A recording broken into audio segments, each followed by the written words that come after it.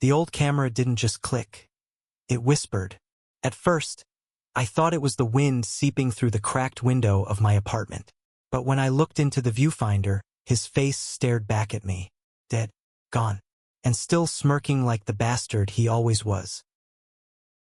I hadn't seen Nathan Harper in almost 7 years. Not since high school ended in a blur of fights, unspoken words, and the kind of rivalry that makes you lose sleep. He died 2 years ago in a car crash that everyone in our town talked about for months. And now, somehow, his soul was standing 3 feet from me, arms crossed, with that same cocky grin I used to hate. The first thing he said wasn't hello. It wasn't surprise. It was, so, you still can't hold a camera straight, huh? I nearly dropped the damn thing. Back in high school, Nathan and I were fire and gasoline. He was the star quarterback, the golden boy, the kind of guy who had teachers eating out of the palm of his hand. I was the quiet one, scribbling in notebooks, hiding behind my camera lens, watching the world instead of living in it. But Nathan noticed me, always. Sometimes I wondered if he enjoyed tormenting me more than winning his games. He'd snatch my camera during lunch breaks, taunting me with my own photographs. What's this, Daniels? Trying to make the world look prettier than it is. His friends would laugh, and I would swallow the words I wanted to scream. Still, I kept photographing him. Couldn't stop. Even when I swore I hated him, something about the way the sunlight caught in his hair during practice, the way his laughter filled the bleachers, demanded to be captured. I never admitted it then, not even to myself, that I was obsessed. Maybe even in love. Now, in my dingy one-bedroom apartment, Nathan's ghost looked more alive than I remembered. His skin glowed faintly, like moonlight on water. His eyes held the same teasing fire, but there was something softer there too. Something I had never seen when he was alive. "You're not real," I whispered, my throat tight. He tilted his head, smirking. "You want me to prove it?" It was ridiculous. I tried to ignore him. I shoved the camera into the drawer, turned on the TV, blasted music. Anything to drown him out. But he stayed. He sat on my couch, leaned against my kitchen counter, even followed me to the bathroom door before I yelled at him. The worst part? He wasn't just haunting my apartment. He was haunting me. Every look, every laugh, every quiet moment when I caught him watching me. It was pulling me back to those years I had spent convincing myself I hated him. "Why me?" I snapped one night, pacing the living room while he lounged lazily on the couch. "You had dozens of friends, a whole damn fan club. Why am I the one stuck with your ghost?" Nathan shrugged. "Maybe because you're the only one who actually saw me." The words hit harder than I wanted to admit. I remembered the photographs hidden under my bed, the ones of him that no one had ever seen. The way I had framed his smile like it was the only thing worth remembering from those days. And just like that, I began to wonder if he knew. Days turned into weeks. I carried the camera everywhere, terrified and fascinated by its power. Every time I clicked the shutter, I saw fragments of Nathan's past. His locker slamming shut, the football field under bright lights, his parents arguing in their kitchen while he sat alone in the dark. I had never thought of Nathan as lonely, but now, the truth unfolded in grainy black and white images. Behind the swagger and the bravado, he was just a boy desperate for someone to understand him. One night, as the rain drummed against my window, I finally asked, "What do you want from me?" Nathan didn't grin this time. He looked at me with a quiet heaviness that made my chest ache. "To finish what we never started." I swallowed hard. "And what's that?" His gaze softened. "You already know." The night stretched on, heavy with unspoken things. I remembered every cruel word he had thrown at me in high school, every bruise his jokes had left on my pride. But I also remembered the way he lingered near me when no one else did, the fleeting looks I never understood, the time he pulled me out of a fight with seniors twice my size without explanation. I hated him, I loved him, and now I had no idea which one was stronger. Maybe both. And maybe that was exactly the problem. That was when things shifted. The more time I spent with Nathan's ghost, the less he felt like an intruder and the more he felt like him. The boy I once knew. The boy I could have known better if we hadn't been so busy tearing each other apart. He started showing me memories through the camera that he had never shared when he was alive. His first touchdown, the night he cried in his car after his father told him he was a disappointment. The secret glances he stole at me when he thought I wasn't looking. "Why show me this?" I asked, my voice cracking. "Because," he said softly, "I never got to tell you the truth." I stared at him, my heart racing. "And what's the truth?" Nathan leaned closer, his ghostly form flickering like a weak flame. His breath was cold against my cheek, but his words burned hot. "That I never hated you, Daniels. I wanted you. I just didn't know how to want you without destroying myself." My whole world tilted. The rivalry, the fights, the endless tension. It had all been a mask. Underneath, there had been something else. Something fragile. Something real. And now, with him dead and me alive, I had to decide what to do with it. That night, I picked up the old camera again. My hands shook as I lifted it to my eye, but when I clicked the shutter, I didn't see the boy who had tormented me in high school. I saw Nathan, the ghost who had haunted me into facing the truth, the boy who had been mine all along, if only I dared to reach for him. The photo developed slowly, the image forming in shades of gray and silver. It was us, together, his hand brushing against mine, his smile not cruel this time but tender. And in that moment, for the first time in years, I believed that maybe love could outlive even death. The first photograph of Nathan and me didn't just capture an image, it stole my breath. I held it under the dim light of my desk lamp, staring at the way our silhouettes overlapped. His ghostly hand brushed mine in the frame, though in reality, it had only been a flicker of cold air against my skin. Yet the photograph made it real, made it undeniable. I shoved the picture under a stack of old notebooks, my pulse racing like I'd committed a crime, because in a way I had. Falling for Nathan Harper's ghost was worse than foolish. It was self-destruction. But every night after, I found myself reaching for the camera again. Nathan noticed, of course. He always noticed. "You're addicted," he teased one evening, floating lazily in my armchair like he owned the place. I glared at him, clicking the camera shut. "I'm not addicted. I'm curious." His grin widened. "Curious about me? About why you're here?" I snapped, but the heat crawling up my neck betrayed me. Nathan's smirk softened into something almost tender. He leaned forward, elbows resting on his knees, eyes glinting with that same fire I remembered from the football field. "Maybe I'm here because you need me." The words hung between us like smoke. I wanted to deny it, to laugh, to push him away like I had in high school. But the truth was, since Nathan's ghost appeared, I had started sleeping through the night again. The loneliness I wore like a second skin didn't seem as suffocating. And for the first time in years, someone saw me, really saw me. One rainy Saturday, I couldn't resist anymore. We were walking through town, Nathan drifting beside me like he belonged in the world of the living. The streets were empty, puddles reflecting neon diner signs, and the flickering marquee of the old movie theater. I lifted the camera, framing him against the glow. "Don't," he said, his voice rough. "Why not?" "Because," Nathan whispered, his eyes meeting mine, "I'm already fading." I lowered the camera slowly, the weight of his words pressing into my chest. "Then let me capture you before you're gone." He didn't smile this time, but he didn't stop me either.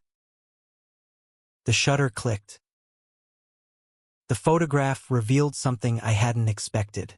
Not just Nathan's outline, but his expression, the raw vulnerability in his eyes, the way his lips parted like he was about to say something he'd held back his whole life. I stared at the photo, my throat tight. Nathan stepped closer, his presence cold but comforting. "You're the only one who ever looked at me like that," he said softly. I swallowed hard. Like what? Like I was more than what people thought I was. More than a quarterback, more than a bully, more than, he faltered. More than a ghost. His honesty gutted me. All those years of rivalry suddenly felt like wasted time, a cruel joke the universe had played. We could have had this. We could have been something. And now we were stuck between worlds, trying to rewrite a story that was already finished. The turning point came on a quiet night when Nathan sat across from me, his form flickering faintly like a dying flame. "I don't know how long I have left," he admitted. "Every day, it's harder to stay." I clenched my fists, fighting the urge to reach for him. "Then why come here at all? Why haunt me?" Nathan's gaze pierced through me, sharp and desperate. "Because you're the only one I couldn't let go of." The confession knocked the air from my lungs. All the late-night fights in high school, the stares across the cafeteria, the cruel jokes. Suddenly, they shifted into something else. They weren't hatred. They were longing. A broken, messy, misguided longing that neither of us knew how to name back then. And now, standing on opposite sides of life and death, the truth finally found us. The days after that blurred together. I started carrying the camera everywhere, not because I wanted to capture ghosts, but because I wanted to hold on to him. Each click felt like a heartbeat, proof that he existed, even if only for me. But Nathan was fading faster. His edges blurred. His voice sometimes echoed like it came from underwater. I panicked, begging him to stay, searching for answers in old books and internet forums about spirits and hauntings. None of it mattered. He wasn't meant to stay. And the more I fought it, the more I realized the truth. I wasn't meant to let go of him without saying what I should have years ago. The night I finally told him was the hardest and easiest of my life. We sat on the pier by the lake, the water reflecting the stars. Nathan's form shimmered faintly, but his eyes were still sharp, still alive. "I hated you," I said, my voice trembling. "But not really. I hated how much space you took up in my head. I hated that I cared about you when I wasn't supposed to. And I hated that I wanted you." Nathan's lips parted, surprise flickering across his face. I forced myself to keep going. "I wanted you then, and I want you now. Even if you're just a ghost, even if this ends tomorrow, I needed you to know." Silence stretched between us. Then Nathan laughed, soft and broken. "You have no idea how long I've waited to hear that." He leaned in, his cold presence brushing against me like a winter wind. And when his lips touched mine, it wasn't warmth I felt, but it was real, more real than anything had ever been. For one moment, time stopped, rivalry dissolved, regret shattered, and all that was left was us. But the moment didn't last. Nathan pulled back, his edges unraveling like smoke in the wind. "I can't stay," he whispered. My chest tightened. "Don't say that. We'll figure something out." No, his voice was firm, but his eyes were soft. "You've given me what I needed. A chance to be seen. A chance to be loved. That's enough." I shook my head, tears burning. "It's not enough for me." Nathan smiled sadly. "Then live enough for both of us." And before I could answer, he was gone. The pier was empty. The air was still. My chest felt hollow, like someone had carved me out from the inside. But in my hands, the camera was warm.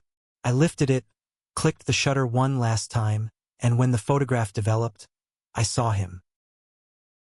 Not fading, not broken, just Nathan, smiling at me, whole and alive in the only way he could be. And maybe, just maybe, that was enough. That was the night I realized love isn't about holding on forever. It's about being brave enough to face it, even when it comes too late. And in the quiet dark of my apartment, surrounded by photographs that no one else would ever see, I whispered to the boy I had once called my rival, "I loved you then, I love you now, and I always will." The camera clicked softly, like a heartbeat. And I knew he heard me. The morning after Nathan disappeared, the world felt too quiet. My apartment, usually filled with his sarcastic comments or the sound of him humming songs under his breath, was hollow. I woke up half expecting to see him sprawled on my couch, arms behind his head like he owned the place. But there was nothing, only the creak of the floorboards and the relentless tick of the clock.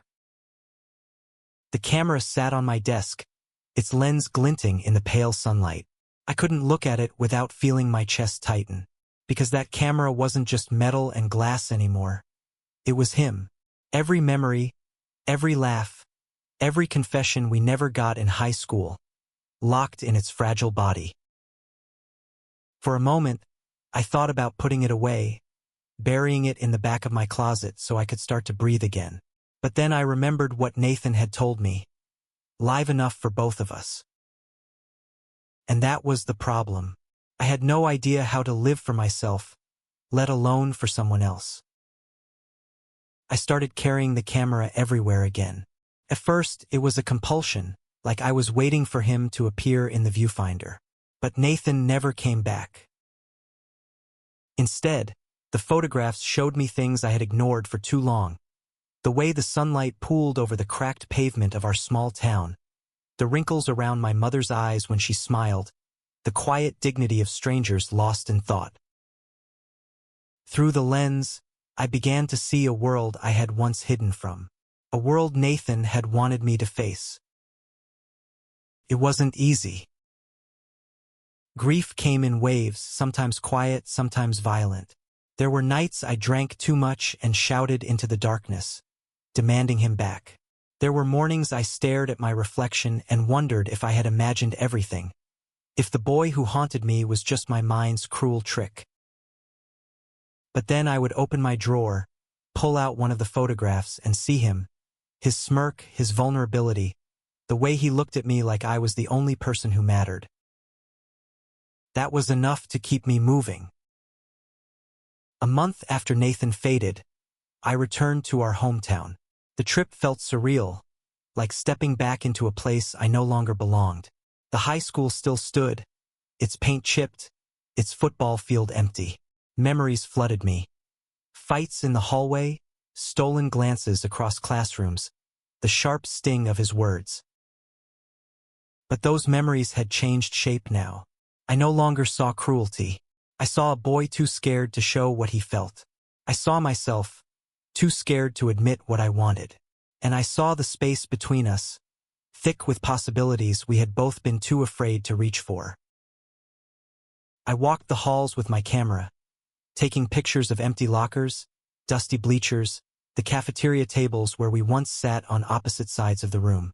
Every click was an act of forgiveness, a way of saying, "I remember you, I understand you now." The cemetery was the hardest. His gravestone was simple, unadorned, the grass around it freshly cut. I knelt before it, the camera heavy in my hands. "I don't know how to do this," I admitted, my voice breaking. "You wanted me to live for both of us, but I don't even know what that means. You were always the brave one, Nathan. Even when you were afraid, you still burned. Me? I just watched." The wind stirred the leaves above me, and for a moment, I almost believed it was him. I lifted the camera and took a picture of the stone. When it developed, I froze. Because in the photograph, just faintly, his outline lingered, smiling, watching me, as if to say, "You're doing fine." Tears blurred my vision, but for the first time, I let them fall. That night, I stayed in town, wandering streets that once felt suffocating. I found myself at the diner we used to haunt, where his teammates would crowd the booths and I'd sit alone in the corner with my camera. This time I didn't hide. I slid into a booth, ordered coffee, and pulled out my notebook. For the first time in years, I started writing, not about ghosts, not about rivalry, but about love. Love that was messy, complicated, unfinished. Love that could exist even between life and death. Nathan had been right. I saw him differently. I always had. And maybe, just maybe, that was the gift he left me. Weeks turned into months. I returned to the city, enrolled in an art program, and slowly let my photographs leave the privacy of my drawer. At first, I was terrified of people seeing them, terrified they'd see too much. But when I exhibited my first series, images of small-town streets, forgotten football fields, and one boy's shadow lingering in the light, the response was overwhelming. People didn't see a ghost. They saw humanity, longing, memory. And that was the point, wasn't it? Nathan wasn't just mine to hold. He was a story, a reminder that love, even when broken, could still change the way someone saw the world. Still, late at night, I sometimes whispered to him, "Are you proud of me?" The silence never answered, but the camera on my desk always seemed to gleam a little brighter, as if carrying his smile in its glass.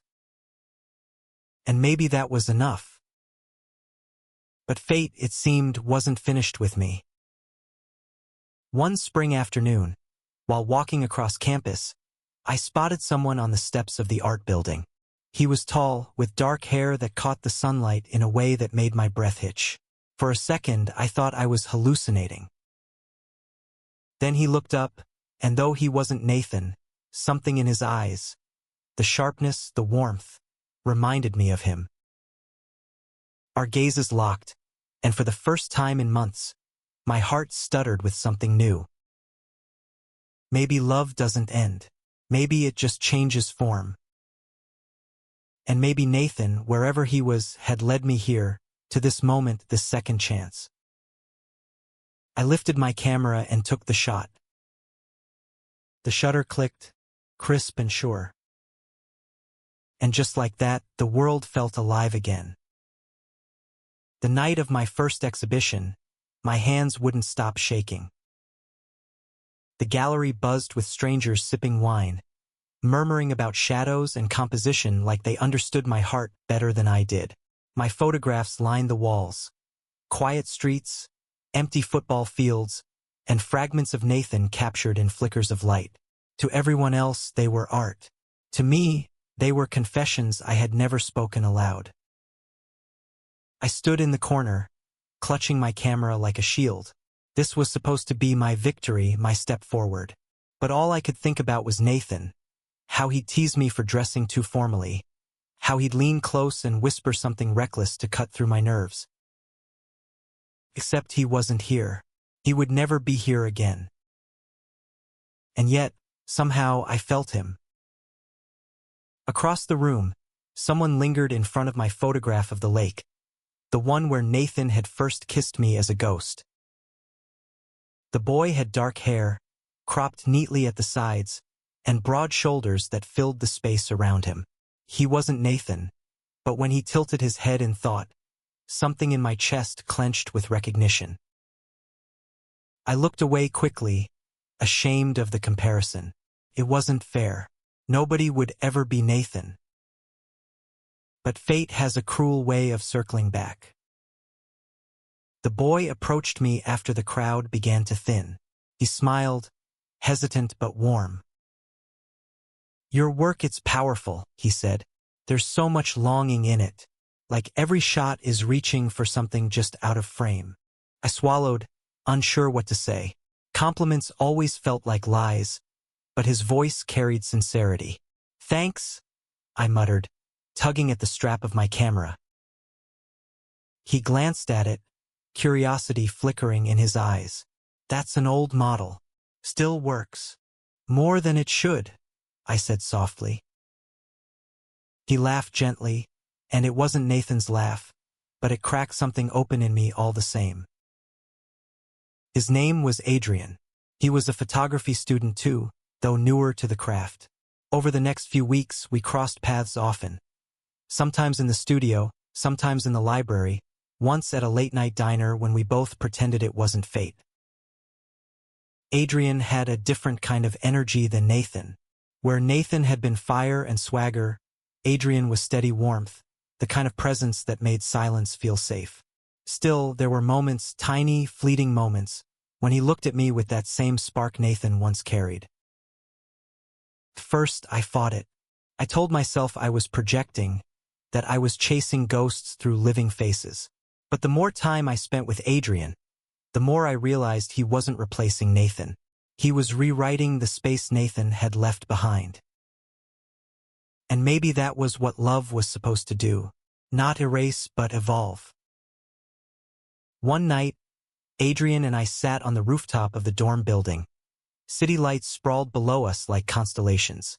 He leaned back, arms propped behind him, and asked quietly, "Who is he?" My stomach dropped. "What?" "In your photographs," he said, his voice careful. "The boy, the one you captured without ever showing his face. There's someone there. Someone important." I froze, words caught in my throat. No one had ever asked me that directly. For a long moment I considered lying. But then I thought of Nathan, of how much he'd hated silence, how he'd begged me to see him fully. So I told the truth. "His name was Nathan," I whispered. "He was my rival in high school, or that's what everyone thought. We fought all the time, said things we didn't mean. And then he died. But before he was gone, my voice cracked. He showed me who he really was, who we really were." Adrian didn't press. He didn't pity me. He just nodded like he understood more than he should. And in that moment, I realized I wasn't carrying Nathan's ghost alone anymore. The camera, of course, remained my anchor. One evening, I took Adrian to the lake outside town. The same pier where Nathan and I had shared our first and last kiss. The water shimmered in the moonlight, unchanged, eternal. I lifted the camera, expecting nothing, but when the photo developed, I froze. It wasn't Adrian I saw. It was Nathan, standing just behind me, his smile faint but proud, his eyes no longer burdened by regret. My breath caught. Adrian leaned over, curious, but I pressed the photograph to my chest before he could see. Because this was mine, my last gift. Nathan was gone, but not forgotten, and in that picture I knew he had let me go. After that night I felt lighter. Adrian and I grew closer, not in the whirlwind way Nathan and I had clashed, but in the steady rhythm of two people choosing each other day by day. We studied together, photographed the city streets, shared late-night secrets under neon signs. Sometimes, when he brushed his hand against mine, I felt the echo of Nathan's cold touch on the pier. But instead of grief, it filled me with gratitude. Gratitude that I had loved, lost, and been brave enough to love again. At the end of the semester, my professor asked me to write an artist statement for my next exhibition. I stared at the blank page for hours before finally writing. This collection is about ghosts. Not the kind that haunt houses, but the kind that live in our hearts. The people we loved too late, the words we never said, the moments that slipped away. This is a love story, not just between two boys, but between memory and possibility. Between grief and hope. Between what was and what can still be. And for the first time, I believed every word. The night of the exhibition, as I stood beside Adrian watching strangers study my photographs, I felt something shift. Not the cold flicker of a ghost, not the sharp ache of regret, but a quiet warmth. The kind of warmth that said, "You lived enough for both of us." And in the glow of the gallery lights, with the old camera resting against my chest and Adrian's hand brushing mine, I finally smiled without guilt. Because love hadn't died with Nathan. It had simply learned to live again. The silence in the hospital room was thicker than anything Ethan had ever known. Machines beeped softly around them, keeping rhythm with the fragile heartbeat of a boy who wasn't even supposed to exist. Nathan lay there, ghost and flesh tangled in a paradox that defied reason, his body fragile yet breathing. "Why you?" Ethan whispered, his voice breaking as he gripped Nathan's pale hand. "Why did it have to be you all along?" Nathan's eyes fluttered open, tired but steady, his voice barely above a whisper. "Because you're the only one who ever saw me. Not the grades, not the trophies, not the facade. Just me." The weight of those words crashed into Ethan's chest like a storm. For years they had been rivals, hurling insults and trading victories like weapons. Yet in every cruel word, in every stolen glance, there had been something buried underneath. Something Ethan hadn't been brave enough to face. Now, with Nathan fading before him, bravery wasn't optional. It was survival. Days bled into nights in a blur of coffee cups and restless prayers. The doctors didn't know what to make of Nathan's sudden return to physical form, chalking it up to a miracle. But Ethan knew better. It was the camera. It was the curse, or maybe the gift, that tied them together.